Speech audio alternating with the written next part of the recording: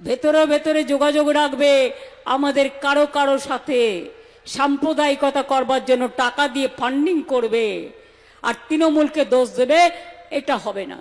একটা জিনিস ভালো করে জেনে রাখুন, নতুন করে মুর্শিদাবাদে কোনো দাঙ্গা হোক এবং এনআইএ এর হাতে কেস তুলে দিয়ে আমাদের ছোট ছোট ভাই বোনেদের গ্রেপ্তার করা হোক, এটা আমি চাই না।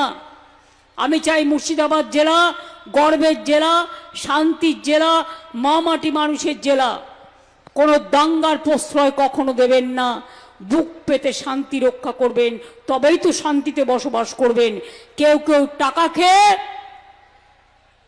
ইলেকশনের আগে বিজেপির তাবেদারি করে, তারা হচ্ছে দেশের শত্রু, তারা আপনার শত্রু, এটা মাথায় রাখবেন।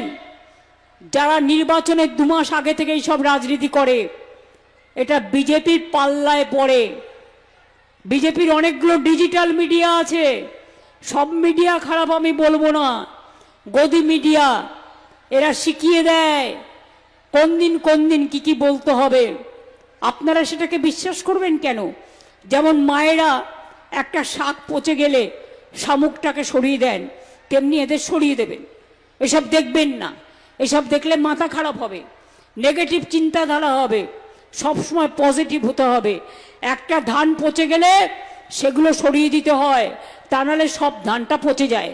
কাজেই কিছু পোকামাকড় উড়ে আসে, তারাও তো প্রকৃতির জীব, পোকামাকড় আসলে আমরা সরিয়ে দিই। কিছু পোকামাকড় থাকবেই, জগৎ চলবে, জীবন চলবে, দেশও চলবে, বাংলাও চলবে, কিন্তু পোকামাকড়কে আমরা সরিয়ে দিয়ে আমরা আমাদের কাজটা করব নিজেদের মতো করে। কি বিশ্বাস আছে তো?